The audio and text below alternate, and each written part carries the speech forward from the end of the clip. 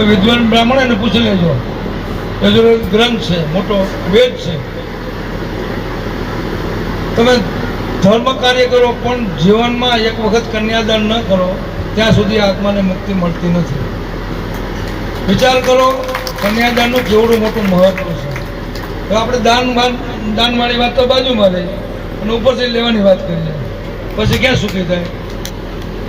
સુખી થવું હોય ને તો કન્યા વિક્રય બંધ કરો. અને વેદમાં એવું લખેલું છે કે દુનિયાનું મોટામાં મોટું પાપ, એનાથી કોઈ મોટું પાપ જ નથી. કન્યા વિક્રય, દીકરીનો પૈસો લેવો ને એ મોટામાં મોટું પાપ છે. એનો હું તમને એક નાનો એવો દાખલો આપું. આવું ગામ હતું, બપોરનો સમય હતો, વૈશાખ જેઠ મહિનો, ભયંકર તડકો પડતો હતો. અને એક બાય ફાટેલા તૂટેલા કપડાં, માથા ઉપર કંઈક માટીનું પાત્ર ઉપર કપડું ઢાંકેલું, હાથમાં પાણીનો ઘડો અને ખુલ્લા પગે, પગ ધરતી પર મૂકે તો ફૂલના પડે એવી ધરતી ગરમ થયેલી જેઠ મહિનાની બપોરના 12 વાગ્યાને, તડકો ભયંકર. અને એક બાય બજારમાં હાથમાં જે પાણીનો ઘડો હતો ને એ લઈને આમ છાંટતી જાય ને હાલી જાય, છાંટતી જાય ને હાલી જાય. એક સંત નીકળ્યા. સંતે પૂછ્યું, તું આ શું કરે છે બેન? તો એ બાઈએ કીધું કે મારો પતિ છેલ્લી અવસ્થામાં છે, એનો જીવ જવાની તૈયારીમાં છે. મેં મારા પતિને પૂછ્યું કે તમારી અંતિમ ઈચ્છા શું છે? તો મારા પતિએ એવું કીધું કે મારે મરેલા કૂતરાનું માંસ ખાવું છે. પતિની આજ્ઞા, ગામની બહાર જે કોઈ કૂતરું મરેલું પડ્યું હતું એનું માંસ લીધું. ઘરમાં કોઈ વ્યવસ્થા નહોતી, ગામમાં કોઈ વ્યક્તિ મૃત્યુ પામી હતી, સ્મશાનમાં અગ્નિ હતો, એ સ્મશાનના અગ્નિ ઉપર એ માંસ પકાયું. ત્યાં જે પાણીનો ઘડો આપણે સ્મશાન લઈ જાય, ફોડીને એમાં લીધું અને હું આ મારા પતિને ખવડાવવા જાઉં છું.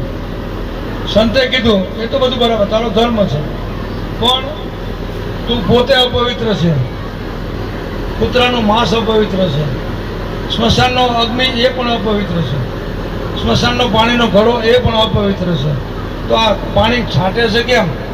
સાંભળજો. ત્યારે સ્ત્રીએ કીધું તું સંત બાપુ, મારા પહેલા કોઈ બાપે દીકરીના પૈસા લીધા હોય ને અને ભૂમિ અપવિત્ર થઈને હું પવિત્ર કરું છું. વિચાર કરો, દીકરીનો પૈસો લે કેવડું મોટું પાપ છે.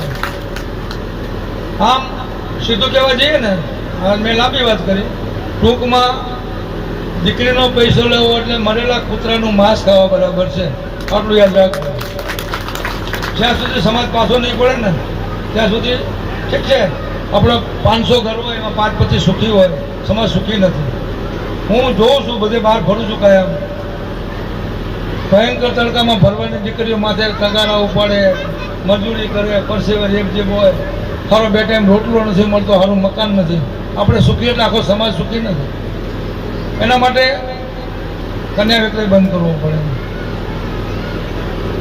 વ્યસનો છોડવા પડે, શિક્ષણ અપનાવવું પડે, અંધશ્રદ્ધા છોડવી પડે. ભગવાન રામ અને કૃષ્ણ એ પરમાત્મા હતા. આખી રામાયણ અથવા મહાભારત તમે વાંચો, ભગવાન કૃષ્ણ કે રામે ક્યાંય અંધશ્રદ્ધા ફેલાવ્યો એક મને દાખલો બતાવો. કોઈ દિવસ નથી કર્યો. એક ટૂંકો દાખલો આપો તમને. જ્યારે રામ અને રાવણનું યુદ્ધ થયું ને લંકામાં, ત્યારે રામ અને લક્ષ્મણ બે લડતા હતા. રાવણનો દીકરો મેઘનાદ એને તીર છોડ્યું અને લક્ષ્મણને વાગ્યું. ઝેરી તીર હતું, લક્ષ્મણ પડી ગયા. રામના ભાઈ રામ બાજુમાં લડતા હતા, પડી ગયા એટલે મૂર્છા આવી ગઈ. આપણે અત્યારે કોઈ બીમાર પડે ને કોમામાં આવી ગયા, એ મૂર્છા કહેતા. બાજુમાં રામ હતા, પરમાત્મા હતા. ભગવાન તો જે ધારે કરીએ કે ને એના માથે હાથ ફેરી દીધો હોત તો લક્ષ્મણ ઊભા થઈ જાય, કાં તો દોરો લાવીને 7-8 ગાંઠો હારી અને બાંધી દીધો હોત તો સાચું થઈ જાત ને. પણ ભગવાન એવું ન કર્યું, રામે ન કર્યું. કોકને કીધું કે વૈદ્યને બોલાવો. શું કીધું? આપણે ડૉક્ટર કે એ વખતે વૈદ્ય કહેતા હશે. અને રાવણનો વૈદ્ય હતો સુશૂળ નામનો વૈદ્ય. રામાયણ વાંચજો, રામાયણમાં છે.